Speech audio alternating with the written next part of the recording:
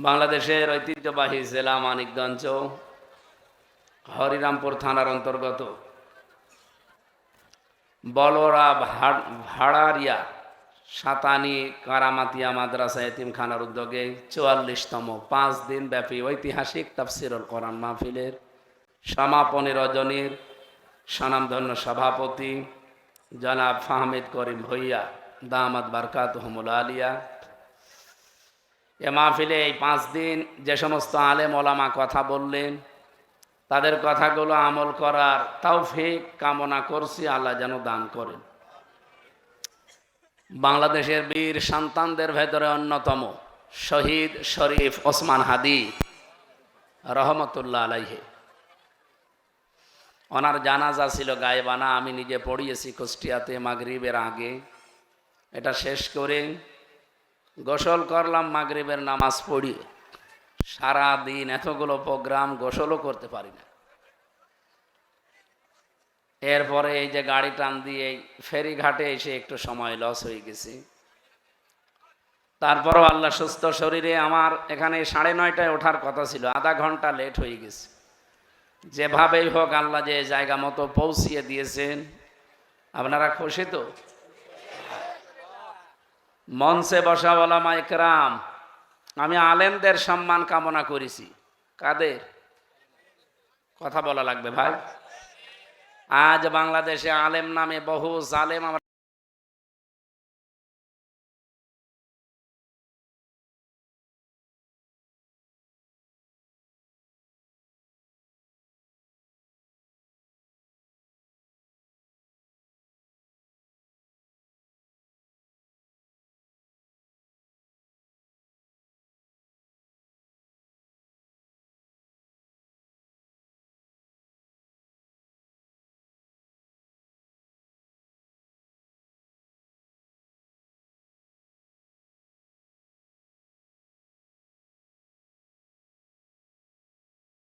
আলেমদেরকে সফল করছে না, করবেও না। চর্মচোখে হয়তো দেখা যায় যে মনে হয় যে সফল হয়ে গেল হাদির খনিরা, না, এরা জীবনেও সফল হতে পারবে না। শহীদ আবরার ফাহাদ আমার কুষ্টিয়ার সন্তান, ওকে যারা হত্যা করেছিল 20 জন আমার সাথে জেলে ছিল 3 বছর, তারা এখন আফসোস করে। এখনো পর্যন্ত অনেকে জেলে আছে, অনেকে ফাঁসির দড়ি মাথায় নিয়ে ফাঁসির কন্ডেম সেলের ভেতরে মৃত্যুর দিন গুনতেছে।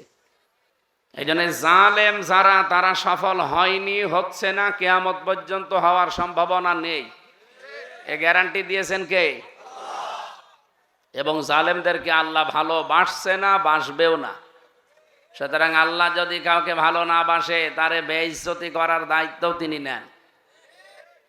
আপনি দেখবেন, আমি কথা বলে গেলাম এই মানিকগঞ্জে বাংলার বীর সন্তানদেরকে যারা আজ টার্গেট করে করে বিদায় করছেন, আপনাদের জিল্লতির মৃত্যু হবে। কুকুর শ্রীগালে আপনাদের লাশ কামড়া কামড়ি করে খাবে। হাদিরাই ছোট্ট সন্তানকে আপনি কি জবাব দেবেন? কার আশায় বা কার নেশায়, কার পেছন থেকে শক্তি সমর্থন পেয়ে এই ছেলেটাকে বিদায় করে দিলেন? তার স্ত্রী নয়, অন্য জায়গায় বিয়ে বসলো, সে তার স্বামী পাবে। কিন্তু এই সন্তানটা কি তার এই রকম বাপ পৃথিবীতে খুঁজলে আর পাবে? তার বাপ এই একজনই। সুতরাং আপনার সন্তানও রেডি হও, সেও এতিম হবে। কথা বলেন না কেন? যারা এই কাজগুলো করছেন, আমরা আশা করব তারা থামবে, যেহেতু তারা এই দেশেরই মানুষ। বাইরে থেকে যদিও তারা ট্রেনিং নিয়ে এসেছে আমাদের দেশকে অশান্ত করার জন্যে, আমরা অশান্ত হব না ইনশাআল্লাহ, শান্ত থাকব। উনি যদি এমনি সাধারণভাবে মারা যেতেন, কবরে রেখে দিতাম, কিয়ামত পর্যন্ত ঘুমিয়ে থাকতেন, এতটুকুই শেষ, এর আগে পড়ার কিছু নেই। কিন্তু কোনো মানুষ যদি শহীদ হয়, আল্লাহ তাআলা বলেন তাদেরকে মরে গেছে কথা বলা যাবে না। ওয়ালা তাকুলু লিমান ইয়ুকতালু ফি সাবিলিল্লাহি আমওয়াত বাল আহইয়াউ ওয়ালাকিন লা তাশউরুন। সূরা বাকারার 154 নম্বর আয়াতে আল্লাহ জানিয়েছেন, হে নবী, এ কথা কেউ যেন না বলে। ওয়ালা তাকুলু বহু বচন দিয়েছেন, এ পৃথিবীতে কেউ যেন এ কথা না বলে যে যারা শহীদ হয়েছে এরা মরে গেছে। বাল আহইয়াউন, বরং তারা জীবিত, কিন্তু তোমরা টের পাও না, অনুভব করো না। আল্লাহ এতটুকু শেষ করেননি কোরআনে, আরেকটু বাড়িয়ে, মানুষ যেহেতু মুখের পরে আর একটা জায়গা আছে, সেটার ধারণার জায়গা, তার নাম অন্তর। কথা বলেন না কেন? মুখ দিয়ে যেন এ কথা না বলে, এজন্য মুখের উপরে আল্লাহ নোটিশ জারি করে দিয়েছেন। এরপরে মানুষ ধারণা করতে পারে অন্তর দিয়ে, অন্তরের উপরও আল্লাহ নোটিশ দিয়েছেন।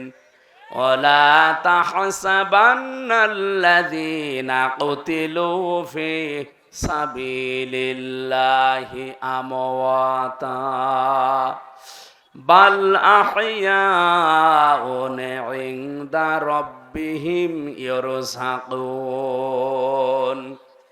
সূরা আলে ইমরানের 169 নম্বর আয়াতে আছে, রব্বুল আলামিন বলেন, হে নবী, এ ধারণাও যেন দুনিয়ায় কেউ না করে যে যারা শহীদ হয়েছে তারা মরে গেছে, বরং তারা জীবিত এবং আমি আল্লাহর কাছে তারা রিজিক প্রাপ্ত হচ্ছে। বলেন সুবহানাল্লাহ।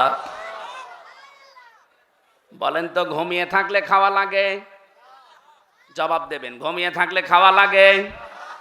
জেগে থাকলে যেহেতু খাওয়া লাগে, এই জন্য শহীদ যারা হয় ওরা কিন্তু মারা যায়নি, ঘুমিয়েও পড়েনি, ওরা শুধু এই জগৎ ছেড়ে আর একটা জগতে রূপান্তর করে চলে গেছে। স্থানান্তর বলে, এই জগৎ থেকে আর একটা জগতে শুধু পা দিয়েছে, কিন্তু তারা ঘুমাবে না, কিয়ামত পর্যন্ত তারা জেগে থাকবে, আল্লাহ নিজে তাদেরকে খাওয়াবে। খাবার খেলে যেহেতু শরীরে রক্ত মাংস তৈরি হয়, এজন্য শহীদদেরও রক্ত মাংস তৈরি হচ্ছে, হবে, এটা প্রমাণিত। শহীদ আমির হামজা রাদিয়াল্লাহু তাআলা আনহু, ওনাকে কবরে দেওয়ার 30 বছর পরে ওনার কবরটা ভেঙে গিয়েছিল একবার, মদিনাতে প্রচন্ড ঢল হওয়ার কারণে। এই ছোট বয়সে যারা আমির হামজার সাথে যুদ্ধ করেছে, এখনো তারা অনেকে বেঁচে আছে। তারা এই রক্ত অনুসন্ধান করতে করতে গিয়ে দেখে 30 বছর আগে নবীর আপন চাচা হযরতে হামজা, তাকে যে অবস্থায় কবরে দেওয়া হয়েছে, যে সমস্ত জায়গায় তরবারির আঘাত ছিল, ওই জায়গা দিয়ে ফিনকি দিয়ে রক্ত বের হচ্ছে। আমার প্রশ্ন, মানিকগঞ্জবাসী, উনি যদি খাবার না খাবে, 30 বছর তার শরীরে রক্ত তৈরি হলো কি করে? কথা বলেন না কেন? এই জন্য শহীদ যারা হয় তাদেরকে মরে গেছে বলা যাবে না, ধারণাও করা। এ কথা কার? শহীদ জিয়াউর রহমান, নামটা শুনলেই মানুষ শহীদ বলে। কথা বলছেন না কেন? তার জন্য আমি মন থেকে দোয়া করি, এই কারণে লোকটা সারা জীবন এই হাদির মতো ভারতের আগ্রাসনের বিরুদ্ধে ছিল। তার স্ত্রীর জন্যও দোয়া করছি, আল্লাহ যেন তার হায়াতটা আরো বাড়িয়ে দেয়। সেও সারা জীবন ভারত ইন্ডিয়ার আগ্রাসনের বিরুদ্ধে। কিন্তু আমি দেখতে পাচ্ছি তার হাতে গড়া দলে অনেক মানুষ এমন আছে এখন ভারতের 5 গোলাম হয়ে গেছে। আপনার জন্য বিএনপি করা ঠিক না। শহীদ শরীফ ওসমান হাদির জন্য দোয়া চেয়েছি, দোয়া করছি মন থেকে, মহান আল্লাহ শাহাদতের সর্বোচ্চ মাকাম যেন দান করেন। হযরত আমির হামজা যেদিন ইন্তেকাল হয়, শহীদ হয়, তার ছোট্ট একটা মেয়ে ছিল এই হাদির মতো। এর ছেলেটা তো একেবারে ছোট্ট। হযরত আমির হামজার সন্তান ছিল মাত্র 8 বছর বয়স। নবীজির কাছে এসে বলে, ভাই, আমার বাবা শহীদ হয়ে গেছে, আমি শুনেছি আপনার মুখে, আমি অনেক দিন আগে শুনেছি যারা শহীদ হয় তারা নাকি মরে না, জীবিত, তারা নাকি জান্নাতি। আমার বাবা যে জান্নাতে গেছে এটা আমি দেখতে চাই। বিশ্বনবী বলেন, বোন আমার, তোমার বাবা জান্নাতে গেছে, এটা আমি বলেছি আল্লাহর পক্ষ থেকে, কিন্তু আমি দেখাবো কি করে। হঠাৎ করে মেয়েটা আকাশের দিকে তাকিয়ে আনন্দে লাফাচ্ছে, ডাক দিয়ে বলছে, আব্বু আমি এখানে। বিশ্বনবী ডাক দিয়ে বলেন, বোন আমার কাকে ডাক দাও। ছোট্ট মেয়ে আমির হামজার ওই 60 বছরের মেয়েটি ডাক দিয়েছে, ভাইজান ওই যে আকাশের দিকে সাদা সাদা পাখির সাথে আমার বাবা উঠতেছে। বিশ্বনবী ওই দিন জানিয়েছিলেন, ওটা দুনিয়ার আকাশে না, ওটা জান্নাতের আকাশে। তোমার বাবা অলরেডি আমার আল্লাহ তাকে জান্নাত দিয়ে দিয়েছেন। মানিকগঞ্জবাসী, এজন্য আসতে যেহেতু দেরি হয়ে গেছে, শরীফ ওসমান হাদি শহীদ রহমতুল্লাহ আলাইহের কারণে আমি আবার আপনাদের কাছে তার জন্য দোয়া চেয়ে নিচ্ছি। তার শোকসন্তপ্ত পরিবার, তার মা বাবা, ভাই বোন, স্ত্রী, এদেরকে আল্লাহ যেন সর্বোচ্চ ধৈর্য ধারণ করার তৌফিক দেন। তার এই শাহাদতের কারণে দেখেন বাংলাদেশ আজ এক হয়ে গেছে। কথা বলেন না কেন? এরপরেও যদি কেউ মত পার্থক্য তৈরি করেন এই দেশটাকে বিভাজন করার জন্যে, আমার মনে হয় বাংলার মানুষ বুঝে ফেলবে যে আপনি এ দেশের শত্রু। আমি যে আলেমদের জন্য দোয়া চেয়েছি এমনি চাইনি। হক্কানি আলেম ইমাম ইবনে তাইমিয়া রহমতুল্লাহ আলাইহি উনি লিখেছেন, 3 জায়গায় পাওয়া যায় পৃথিবীতে। 1 নম্বরে জালেমের জেলখানায়, তামাম পৃথিবীর 257টা দেশ। আপনি যেখানে যেখানে জেলখানা দেখবেন, আপনি খোঁজ করে দেখবেন ওখানে জালেমের জেলখানায় অনেক আলেম আছে। 2 নম্বরে হক্কানি আলেম পাওয়া যায় মাটির নিচে। এই মানিকগঞ্জের মাটির নিচে হক্কানি আলেম আছে না নেই? 3 নম্বরে হক্কানি আলেম পাওয়া যায় জিহাদের ময়দানে। ভারতের আগ্রাসন থেকে বিশেষ করে বাংলাদেশকে মুক্ত করার জন্য এবার সবচাইতে বড় জিহাদ করা লাগবে। এই জিহাদে আপনারা শরীক হতে চান না? কারা চান দেখে লিল্লাহে তাকবীর। দেখেন তো হাত তোলেনি কে? দেখেন ওই যে, আলহামদুলিল্লাহ।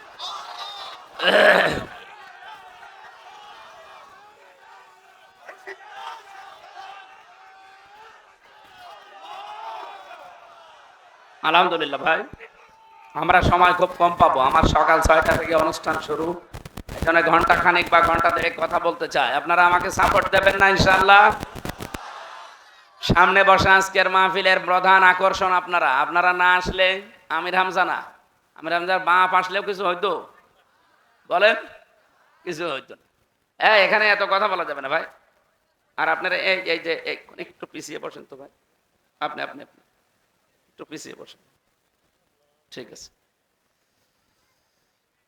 পর্দার আড়ালের সম্মানিতা মা এবং বোনেরা, খাদিজা, আয়েশা, ফাতেমাতুজ জোহরা রাদিয়াল্লাহু তাআলা আনহুমা, তাদের যোগ্য উত্তরসূরি এই ওসমান হাদির মেয়ে ইন্তেকালের বা শাহাদতের মধ্য দিয়ে আমরা বহু বীরাঙ্গনা এখন বাংলাদেশে দেখতে পাচ্ছি। আল্লাহ যেন তাদেরকেও ফাতেমাতুজ জোহরা, খাদিজাতুল কুবরা, হযরতে সুমাইয়ার মতো কবুল করে। প্রশাসনের যে ভাইগুলো এসেছেন দায়িত্ব পালন করার জন্যে, মানিকগঞ্জকে ভালোবাসি যে সমস্ত কারণে, তার অন্যতম কারণ শহীদ মীর কাশেম আলী রহমতুল্লাহ আলাইহি এই জেলার সন্তান। তার যে ঈমান এবং তার যে অ্যাক্টিভিটিস, আমি জেলখানায় যেহেতু 3 বছর ছিলাম, তাকে যিনি পাহারা দিত ওই কারারক্ষী আমারও পাহারা দিত। আমি শুনেছি তার কাছে যে তার ঈমানের দরজা কোন পর্যন্ত, মানুষ এই পর্যায়ে ওঠে কি করে। কারারক্ষী কুতুবউদ্দিন আমাকে অনেকবার শুনিয়েছে, হামজা ভাই আমি বহু হিসাব দুনিয়াতে মিলাতে পেরেছি, কিন্তু মীর কাশেম আলী রহমতুল্লাহ আলাইহের একটা ঘটনা আমি আজও মিলাতে পারিনি। ওই লোকটার ফাঁসি মাত্র আর 3 ঘন্টা বাকি আছে।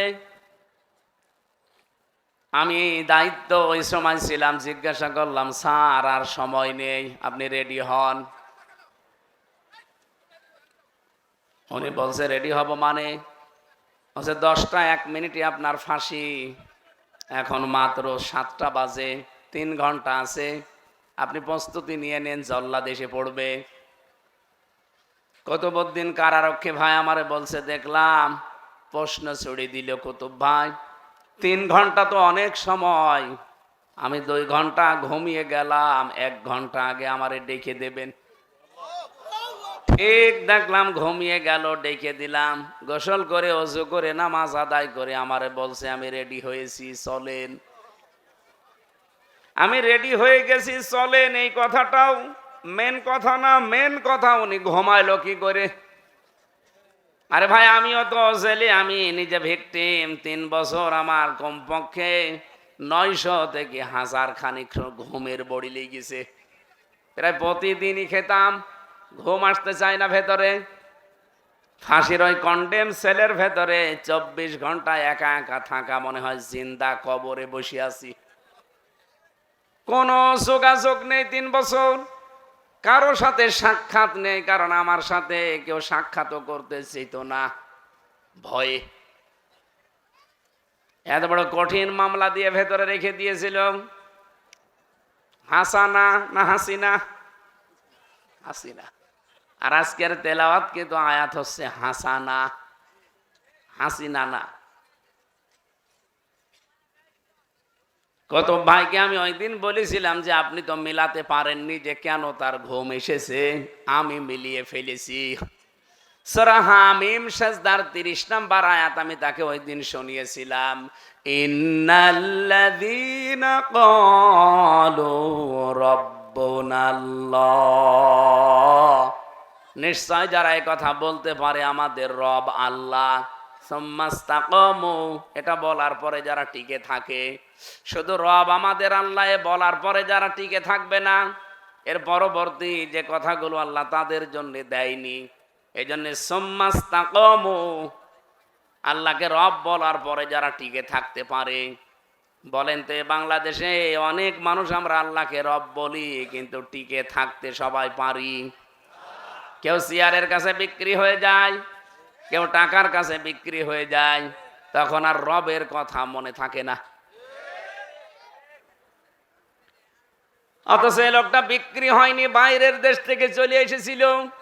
উনি যদি ওই সময় আমেরিকায় থাকতেন, এতদিন পর্যন্ত হালা হায়াত যদি আল্লাহ ওনার দিতেন, তে মানিকগঞ্জে এখন উনি এমপিতে দাঁড়াতেন।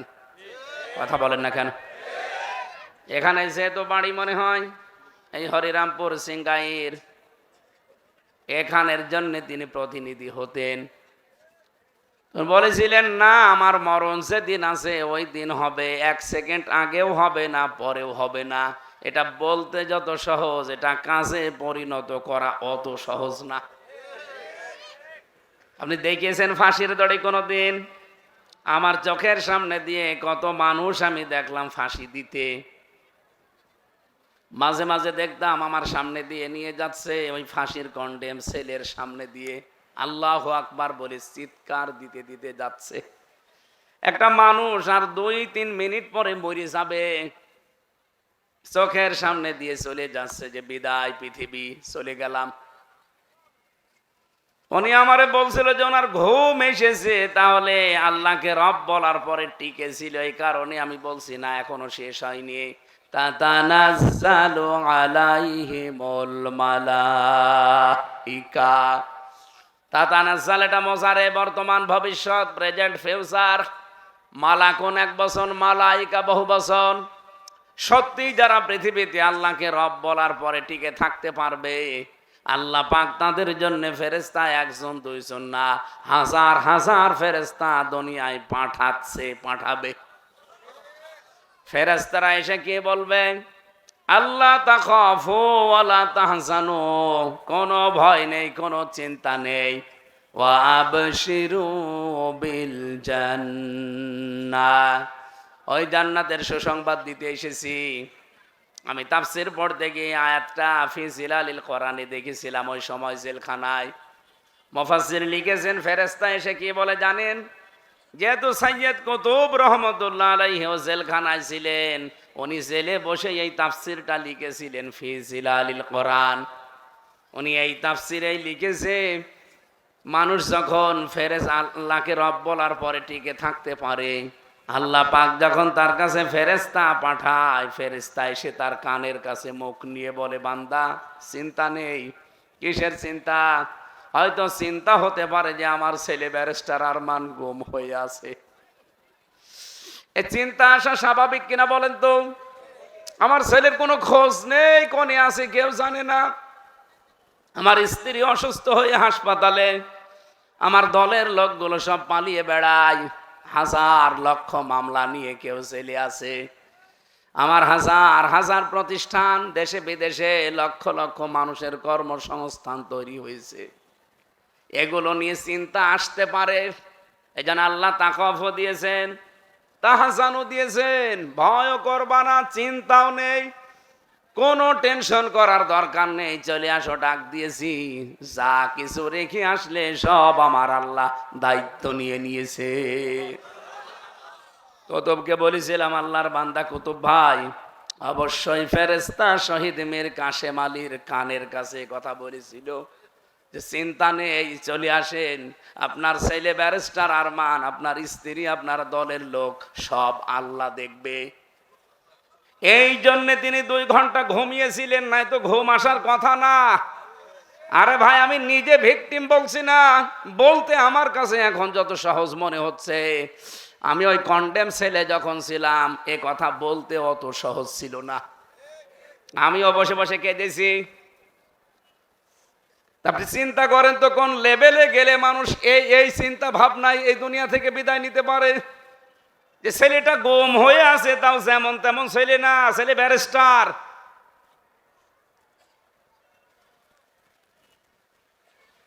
আমরা তো দেশ এবং বিদেশ নিয়ে যতটুকু ঘাটাঘাটি করি মানুষ নিয়ে, এ মানিকগঞ্জের জন্ম হয়ে শহীদ মীর কাশেম আলী, ওনার এই মাথাটা আল্লাহ পাক মাথা দেয়নি, এটা দিয়েছে একটা ম্যাগনেট। এটা একটা ম্যাগনেট ছিল, এমনিকেই পরিকল্পিতভাবে তাকে মেরে ফেলেছে। আপনি মনে করছেন? আপনি কি মনে করেন যে উনি জামাত ইসলাম করে এই জন্য মেরে ফেলেছে? না, আমাদের চির শত্রু, এ পৃথিবীর সবচাইতে বড় শত্রু, আসন্ন শত্রু আমাদের এই প্রতিবেশীরা, দাদারা। ওরা ভালোভাবে বুঝেছে। যেই বলি আপনার নবীর নাম কি, হোয়াট ইজ ইয়োর প্রফেট, তখন বলে জোসেফ। জোসেফ মানে মুসা আলাইহিস সালাম। ইহুদিরা মুসা আলাইহিস সালামকে নবী মনে করে, কিন্তু নাম পাল্টিয়ে ফেলেছে, দিয়েছে জোসেফ। কি দিয়েছে? খ্রিস্টানদের জিজ্ঞাসা করে তোমার নাম কি, নাম বললে আমি বুঝি, কারণ নামের তালিকা আমি জানি। এই ধর্মের মানুষের এরকম নাম, নাম বলে যখন বুঝি যে তো খ্রিস্টান। নবীর নাম কি? বলে যিশু। যিশু মানে ঈসা আলাইহিস সালাম।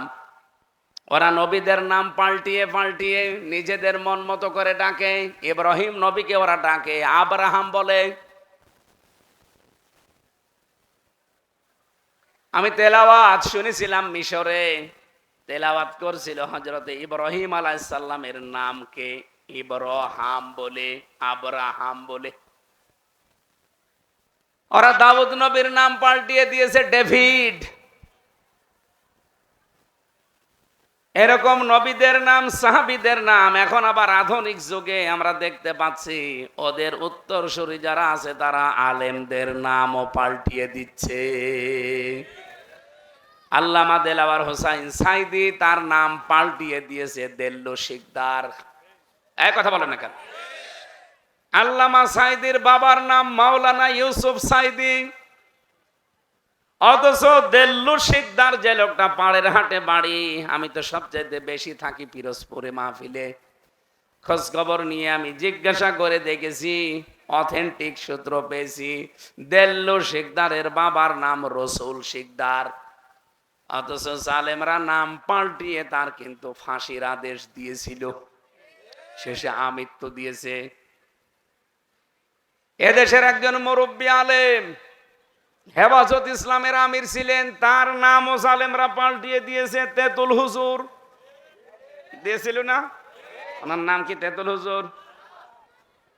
আল্লামা আহমেদ শফি রহমতুল্লাহ আলাইহি, কি সুন্দর নাম, তার নামও পরিবর্তন করে ডাকতে আরম্ভ করেছে তেতুল হুজুর।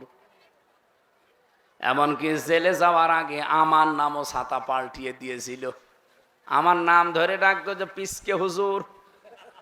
আমি তো ওই রফিকুল্লাহ মাদানির মতো অত পিসকে না। ওই যে রফিকুল ইসলাম মাদানি নামে ছোট হুজুর নেই, ওটা আমার সাথে জেলে ছিল, একেবারে ছোট, আমার এই পর্যন্ত। ওরে নাই পিসকে হুজুর বলা যায়, আমারে বলেন। আপনি মাপ দেন তো, এখানে যতগুলো মানুষ আছে কিছু মানুষ হয়তো মাথা একটু বড় হবে, বাকি আল্লাহ লম্বা চওড়া তো একেবারে কম করেনি। তারপরও আমার নাম পাল্টিয়ে দিয়েছে, পিসকে হুজুর বলে আমার রিমান্ডে ডাকত। অফিসার ডাক দিত, পিসকে হুজুরকে নিয়ে আসেন। চোখ বেঁধে পেছনে হাত হ্যান্ডকাপ দিয়ে লাগিয়ে, পায়ের সাথে ডান্ডা বেড়ি দিয়ে, মাজায় দড়ি দিয়ে ছাগলের মতো নিয়ে যেত। আর যারা চারিপাশে দাঁড়িয়ে থাকতো ওরা খিল খিল করে হাসতো আর বলতো যে পিসকে হুজুর যাচ্ছে। আজকে ওদের যখন আমি আদালতে দেখি, বিশেষ করে এই দরবেশটা, এটা আমি বহুবার আদালতে দেখেছি ওই সময়। এরপরে ওই যে মন্ত্রী, যেটা বেআইন মন্ত্রী, আইন মন্ত্রী ওরে বলা যায় না, ওটা বেআইন মন্ত্রী। এই লোকগুলো দেখতাম আদালতে টিপ্পনি কাটতো। বিশেষ করে আলেমদেরকে যখন মাথায় দড়ি দিয়ে ডান্ডা বেড়ি দিয়ে টানতে টানতে নিয়ে যেত, তখন এরা টিপ্পনি কাটতো। আমার আল্লাহ বলেন, তিলকাল আইয়ামু নুদাউিলুহা বাইনান নাস। এই যে যুগের আবর্তন বিবর্তন, এটা আমি আল্লাহ করি। আজকে তুমি আলেমদের মাথায় দড়ি দেখে অট্ট হাসি দাও।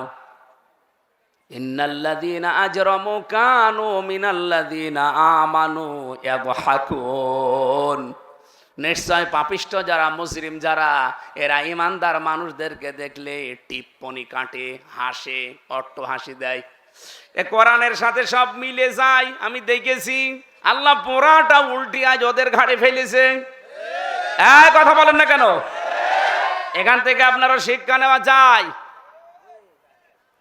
এদেশে যদি আবারও কেউ আলেমদের সাথে ঠিক এই কায়দায় বিয়াদবি করার চেষ্টা করেন, আগামীতে আপনার অবস্থা ঠিক ওই সালেমদের মতোই হবে।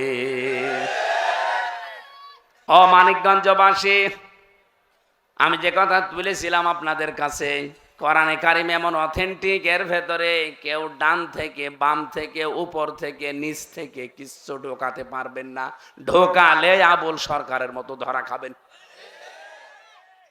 আমি তো পারবই না, আমার বাপও পারবে না। এর আগে বহু মহারথী চেষ্টা করেছে কোরআনের ভেতরে কিছু ঢোকানোর, পারে নাই, আল্লাহ ধরিয়ে দিয়েছেন। কথা বলছেন না কেন? লা ইয়াতিহিল বাতিলু মিন বাইনি ইয়াদাইহি ওয়ালা মিন খালফি তানজিলুম মিন হাকিমিন হামিদ। বলেন আল্লাহু আকবার। সুতরাং সেই কোরআনে আজ ১৫০০ বছরে কেউ একটা নোক্তা পরিবর্তন করতে পারে নাই। সেই কোরআনের আলোচনা আজ ৫ দিন চলছে। আমাদের উপকার হয়েছে না কি হয়েছে আমি জানি না। আজকে একটা হাদিস বলে আমরা আলোচনা আরম্ভ করব। আমার মনে হয় পুরো আলোচনা না শুনলেও এই হাদিসটা আমল করলে আপনার জীবন পাল্টিয়ে যাবে। তিরমিজি শরীফের হাদিস, নবীজি বলেন, মানিত্তাবাল হুদা বিগাইরিল কোরআন আদাল্লাহুল্লাহ। এই এদিকে তাকান। কোন মানুষ যদি কোরআন বাদ দিয়ে পৃথিবীর কোন জায়গায় হেদায়েত পাওয়ার জন্য যায়, তার নিয়ত যদি ভালো থাকে যে আমি হেদায়েত পাওয়ার জন্য যাচ্ছি, কিন্তু সেখানে যদি কোরআন না থাকে, আল্লাহ নিজে দায়িত্ব নিয়ে তাকে গোমরা বানিয়ে দেয়। আপনি এই কথার ওজন টের পাচ্ছেন? আলেম যারা তারা টের পেয়েছেন। নবীজি যদি দল্লা শব্দ এখানে দিতেন, দল্লা ইয়াদিল্লু, তাহলে বাংলা অর্থ আসতো আপনি নিজেই নিজেকে গোমরা বানিয়ে ফেলেছেন বা খারাপ বানিয়ে ফেলেছেন। আদাল্লা ইয়াদিল্লু, এটা বাবে ইফআল থেকে এসেছে, এই জন্য বাংলা অর্থ দাঁড়িয়েছে আপনার নিয়ত ভালো ছিল, কিন্তু কোরআন সেখানে ছিল না যেখানে আপনি গেছেন। আল্লাহ তখন নিজে দায়িত্ব নিয়ে আপনাকে গোমরা বানিয়ে দেবে। অমানিকগঞ্জবাসী হেদায়েত দেওয়ার একমাত্র মালিকানা কার? আরো জোরে বলা লাগবে কার? উনি যদি বলে আমি তোকে গোমরা বানাবো, আপনার কোন বাবা হেদায়েত দেবে বলেন তো? একটা বাবার নাম বলেন দেখি। আমি তো জানি সারা বাংলাদেশের সবচাইতে বেশি এই মানিকগঞ্জে বাবা ভক্ত মানুষ বেশি। এদের তো ঘরে ঘরে বাবা, আরে হরিরামপুর আরো বেশি। এক কথা বলেন না কেন? ঘরে ঘরে বাবা এদের।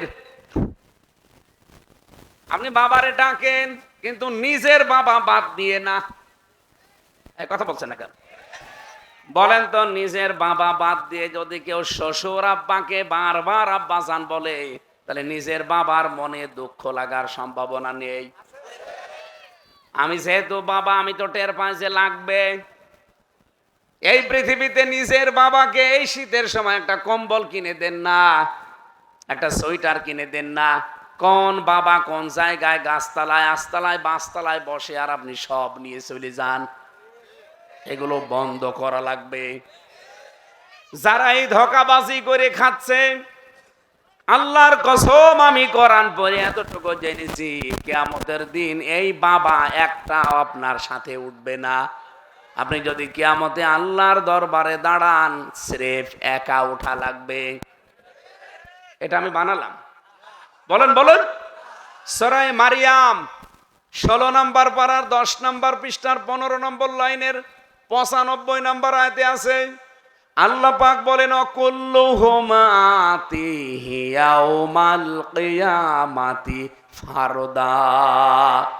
কিয়ামতের দিন প্রতিটি মানুষ আল্লাহর কাছে উঠবে একা একা। কয়জন করে? এই যে আল্লাহর বান্দা কিয়ামতে একা উঠবে, উনিও একা উঠবে। ওনার নাম কি? শাকিল।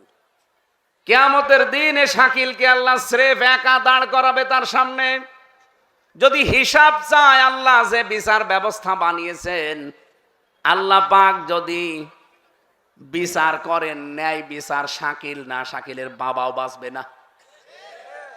ওনারা যদি আল্লাহ বলে তোর কোনো হিসাব নেই, শুধু পানি খেয়েছিস প্রতিদিন, পানি হিসাব দে, পারবে? এজন্য আল্লাহর বিচার ব্যবস্থায় 3টা ক্যাটাগরি আছে। আমাদের বাংলাদেশের সিস্টেম বিচার ব্যবস্থায় 4টা আছে। এই মানিকগঞ্জের ম্যাজিস্ট্রেট কোর্ট আছে, আছে না? এখান থেকে যদি আপনার বিরুদ্ধে রায় হয়, আপনি বলতে পারবেন না মানি না। এতটুকু আপনি বলতে পারেন যে হ্যাঁ আমি ন্যায় বিচার পেলাম না, আমি আর একটু উপরে যাব। যান আপনি মানিকগঞ্জের জজ কোর্টে যান। জজ কোর্ট থেকে যদি আপনার বিরুদ্ধে রায় আসে, আপনি বলতে পারবেন না মানি না। এতটুকু বলা যায় যে আমি ন্যায় বিচার পাইনি, আমি আরো উপরে যাব। কোথায় যাবেন? হাইকোর্টে। এটা মানিকগঞ্জে আছে। কোথায়? ঢাকায়। ঢাকার হাইকোর্ট থেকে যদি আপনার বিরুদ্ধে রায় আসে, আপনি বলতে পারবেন না আমি মানি না, তাহলে রাষ্ট্রদ্রোহী মামলা হবে। সর্বোচ্চ এতটুকু আপনি বলতে পারবেন যে না, এ রায় আমি ন্যায় বিচার পেলাম না, আমি আরো উপরে যাব। কোথায় যাবেন? সুপ্রিম কোর্টে। সুপ্রিম কোর্টের প্রধান বিচারপতি এখন যিনি আছেন, উনি যদি আপনার বিরুদ্ধে একবার রায় দিয়ে দেয়, সারা বাংলাদেশের 18 কোটি মানুষ মানতে বাধ্য। এই কথা বলেন না কেন? কারণ এই দেশে ওনার উপর আর কোনো বিচারপতি নেই। ওনার কথা যদি কেউ না মানে, এই দেশে থাকতে দেবে না। থাকতে দিলেও জেলখানায় থাকা লাগবে, আর না এই দেশ থেকে তাড়িয়ে দেবে। মানিকগঞ্জবাসী, এই যে 4টা ক্যাটাগরি বললাম বাংলাদেশে, এর উপরে আর কিছু নেই। আমার আল্লাহ কিয়ামতের দিন বিচার ব্যবস্থা 3 ভাগ করবেন। ওনার বিচারে 1 নম্বরে কোনো অবিচার বলে কিছু নেই, আছে? আল্লাহর বিচারে কোনো অবিচার? আরো জোরে বলেন। 2 নম্বরে আমার আল্লাহ পাক যদি ন্যায় বিচার করে, কেউ বাঁচবো না, কেউ বাঁচবো না। 3 নম্বর একটা মাত্র পথ খোলা আছে। আল্লাহ পাক যদি ওনাকে মাফ করতে চান, এই শাকিল নামক এই বান্দাকে, তখন এই কোটি কোটি মানুষের সামনে থেকে আলাদা করে নেবেন, পর্দা দিয়ে ঘিরে ফেলবেন একা একা আলাদা ভাবে। স্রেফ আল্লাহ একা তার সামনে দাঁড় করিয়ে জিজ্ঞাসা করবে, শাকিল এই এই কাজগুলো করেছিলি? সব যেহেতু উনি জানে যে আমার আল্লাহ তো জেনেই ফেলেছে, শিশুর মতো ডুকরে কান্না আরম্ভ করবে। রব্বুল আলামিন ওনার কাকতি মিনতির দিকে তাকিয়ে শেষ পর্যন্ত বলবে, যা শাকিল, তোরে মাফ করে দিলাম, জান্নাতে চলে যা, কাউকে বলবি না। কিয়ামতের দিন এইটা আছে, তাছাড়া কোনো বাবা এসে আপনার পাশে দাঁড়াবে এটা পুরাটা ডাহা মিথ্যা কথা। হ্যাঁ, বিচার ব্যবস্থায় যে সিস্টেম গুলো বললাম আর একটা আছে। প্রথমে তো আল্লাহ আপনাকে একা ডেকে এভাবে মাফ করার চেষ্টা করবে। দ্বিতীয় আর একটা সিস্টেম আছে, এটা সূরা বানী ইসরাইলের 15 নম্বর পারা 8 নম্বর পৃষ্ঠার 3 নম্বর লাইনের 71 নম্বর আয়াতে আছে। এবার আল্লাহ আপনাকে আর একা ডাকবেন না, আপনাকে ডাকবে আপনার নেতার সাথে। ইয়াউমা নাদউ কুল্লা উনাসিম বিইমামিহিম। আল্লাহ পাক বলেন প্রতিটি মানুষকে এবার দ্বিতীয় সিস্টেমে ডাক দেব তার নেতার সাথে। আগে নেতাকে, এরপরে কর্মীকে। মানিকগঞ্জবাসী, আমি হাওয়া দেওয়ার জন্যে, আপনাদেরকে ভোলানোর জন্যে কখনো না, আমি কোরআন থেকে দলিল দিয়ে বলছি, কিয়ামতের দিন আপনি আল্লাহর সামনে এই দ্বিতীয় সিস্টেমে উঠবেন আপনার নেতার সাথে।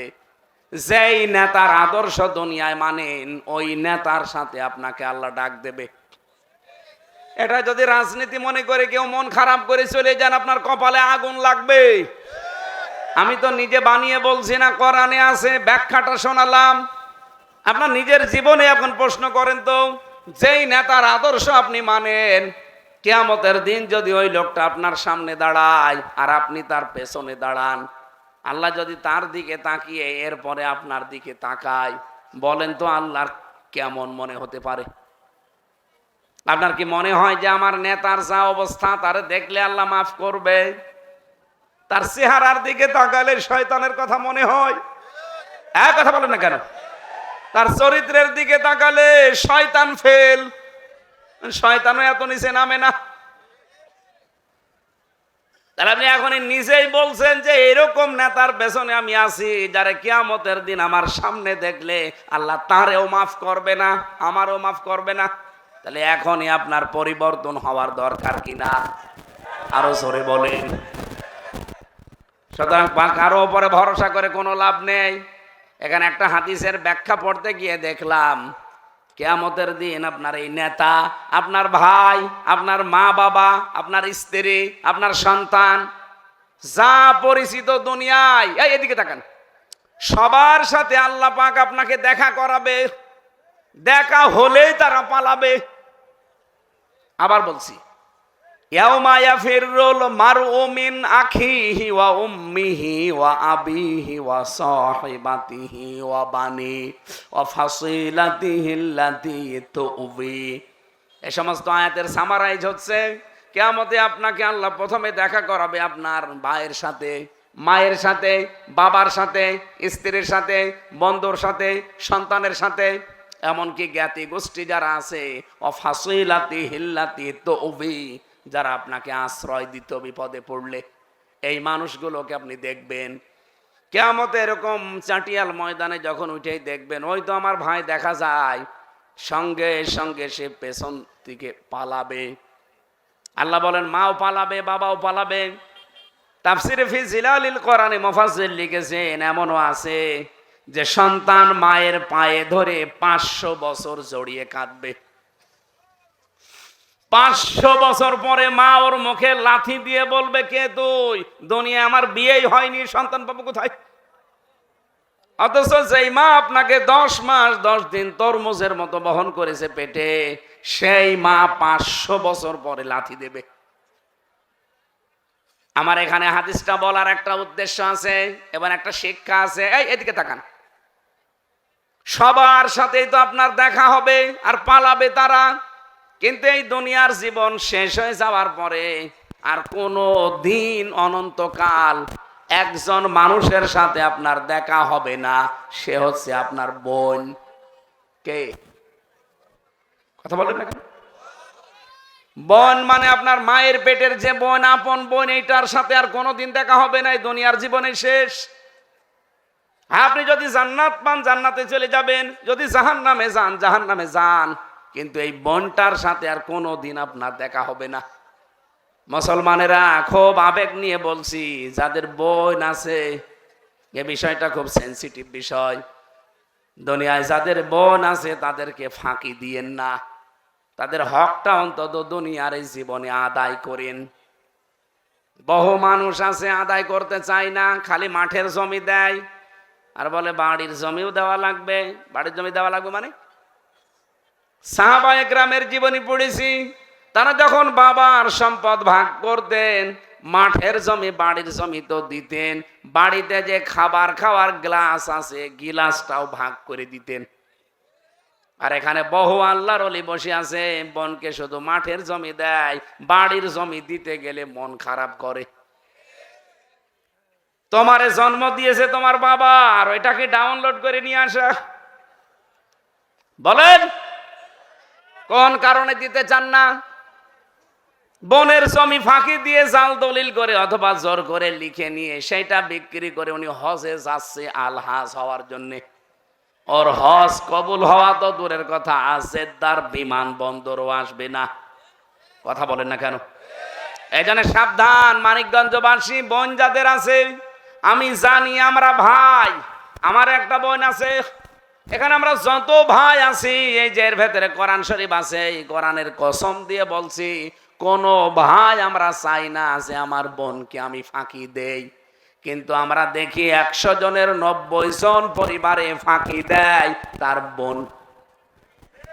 এর কারণ হচ্ছে এই লোকটার স্ত্রী। এই কথা বলা লাগবে। এই লোকটার স্ত্রীর মন রাখতে গিয়ে বোনের হক আদায় করতে পারে না। এরকম বউ আছে কার? হাত তোলেন তো। ও, এই এলাকায় তো ওয়াজ করা ঠিক হইল না, তো সব আল্লাহর ওলি বসে আছে।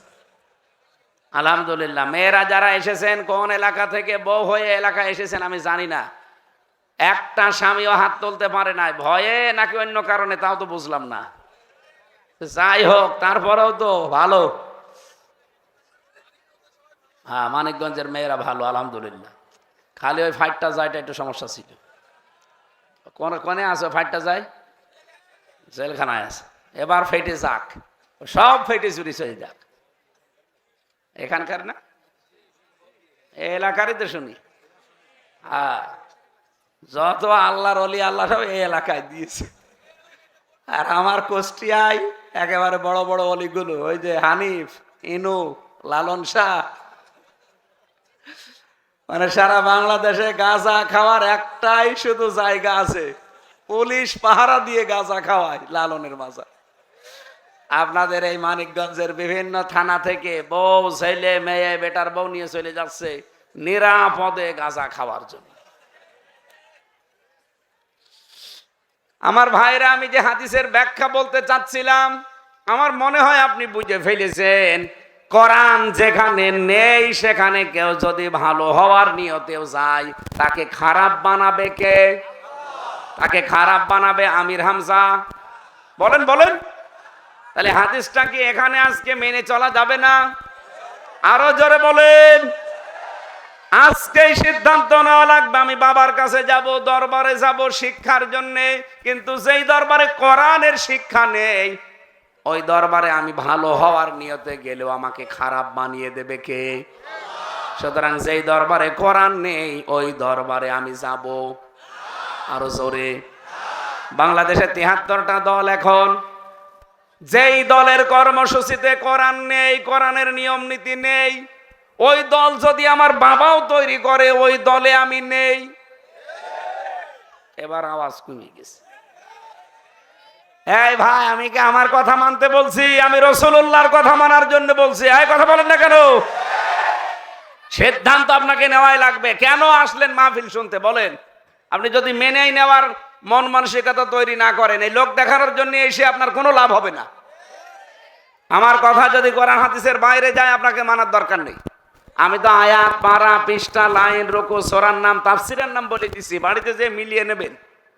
সুতরাং আজকে সিদ্ধান্ত নেওয়াই লাগবে। যেই দলে বাংলাদেশে কোরআন নেই, ওই দলের প্রতিষ্ঠাতা যদি আমার বাবাও হয়, আমি ওই দলে এখন থেকে আর নেই। কারা কারা এই হাদিস মানতে পারবেন তারা হাত তুলবেন। শুধু এই আন্দাজে হাত তুলবেন না। দেখেন তো হাত তোলেনি কে, দেখেন তো। ওই যে ওই লোকটা হাত তোলেনি, ওই যে। আরে ভাই আপনি হাত তোলেন না, ও তোলে না, দেখলেন? ও এখনো তোলেনি, নাকি অন্যের হাত ধরে তুলে রেখেছে? আলহামদুলিল্লাহ, এ মাহফিল সাকসেস। আগামীর বাংলাদেশ আল্লাহ কোরআনের হাতে তুলে দেবে ইনশাআল্লাহ, যদি আপনারা মুনাফিকি না করেন। কথা দিলেন কিন্তু মাদ্রাসার মাহফিলে কথা দিয়েছেন, এরপরেও যদি কেউ কথা না রাখেন, আমার বিশ্বাস সে নামাজ পড়লে রোজা রাখলেও এই পৃথিবী থেকে বিদায় নেওয়ার সময় মুনাফিক হয়ে বিদায় নেবে। আপনারা কি চান মুনাফিক হয়ে মরতে? আমি আপনাকে বলছি না যে এই যে 7 দল আছে, 8 দল আছে, 10 দল আছে, এদেরকে না। যেই দলে কোরআনের কর্মসূচি চলে না, ওই দলে যাওয়া যাবে না। আপনি আবার বিবেককে জিজ্ঞাসা করে মিলিয়ে নিয়েন। আমরা কোরআনের 6666টি আয়াত বিশিষ্ট এত বড় বিশাল গ্রন্থ, মাত্র এক আয়াতের অর্ধেক আর একটা আয়াত পড়েছি। আমি এটা 16 সাল থেকে চিন্তা করছিলাম এই আয়াতটা নিয়ে। কাবা শরীফে যেয়ে দেখি রকনি আমিনে থেকে হজরে আসওয়াদ এই জায়গাটা মানুষ পার হচ্ছে আর এই আয়াতটা পড়ছে। ওই সময় আমি বুঝি না কি গো, এই আয়াত তো আমাদের দেশে সবাই পড়ে মোনাজাতে, রব্বানা আতিনা ফিদ দুনিয়া হাসানা। এখানেও দেখি লক্ষ লক্ষ হাজিরা পড়ে, কি আছে এর ভেতরে?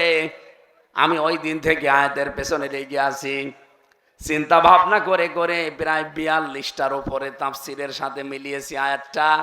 সব কিছুর সামারাইজ করে আমি 16টা জিনিস পেয়েছি এখানে। কোন মানুষ যদি এই দুনিয়ায় দোয়া করে, আল্লাহ আমাকে হাসানা দাও, কি দাও? আরো জোরে বলেন।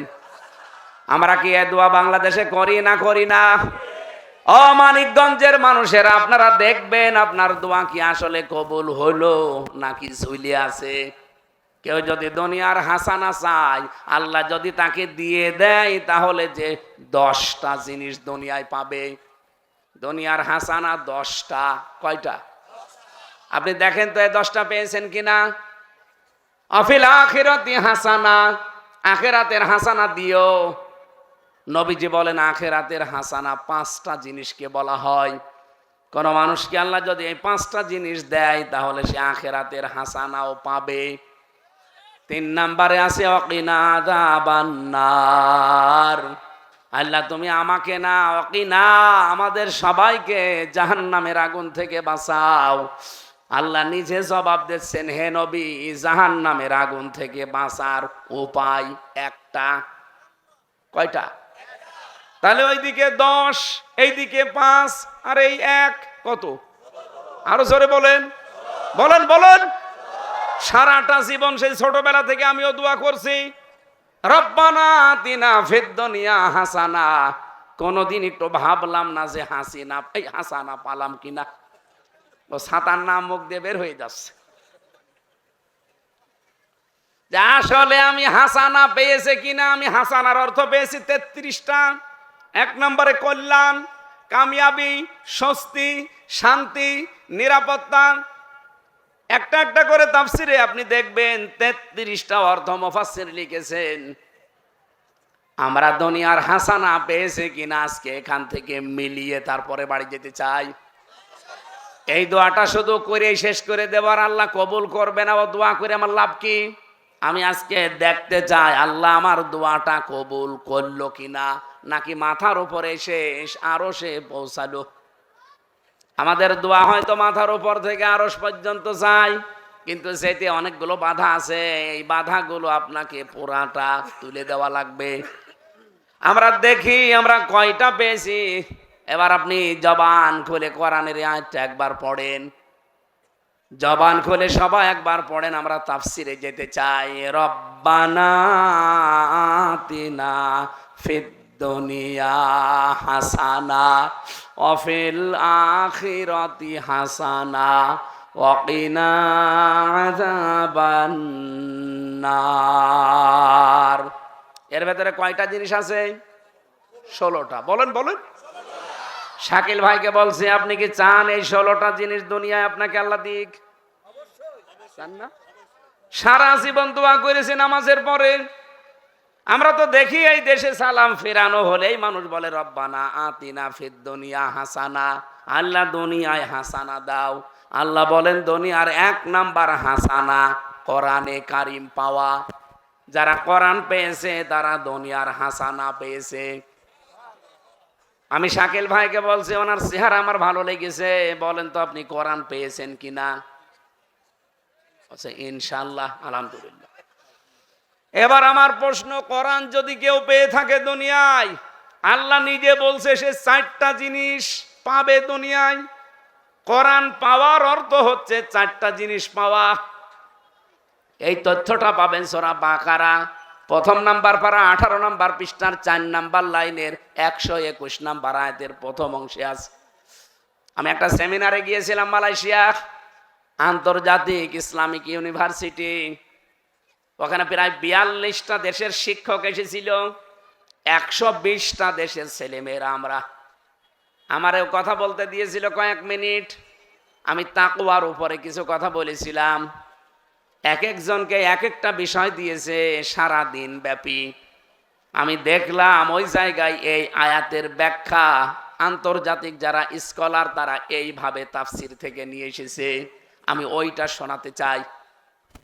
উনি যে বলল আমি কোরআন পেয়েছি, আমিও বলছি আমি কোরআন পেয়েছি, তার মানে কোরআন আমার ঘরে আছে, আমি আজকেও সকালে পড়লাম না।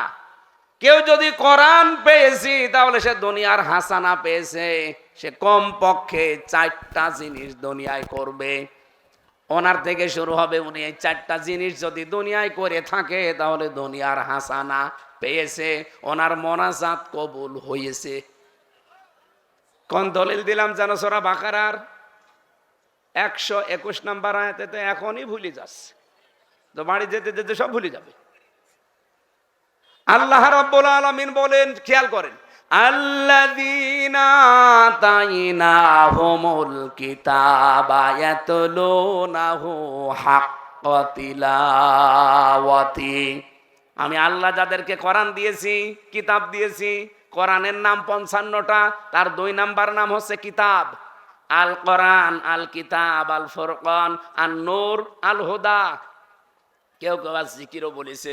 এরকম 55টা নামের ভেতরে 5টা নাম অন্যতম। দ্বিতীয় নম্বর নাম কি বললাম? কিতাব। বলেন বলেন। তার মানে আমি যাদের কিতাব দিয়েছি, কোরআন দিয়েছি, উনি যেমন বললাম কোরআন পেয়েছি, কমপক্ষে তারা হাক্কা তিলাওয়াত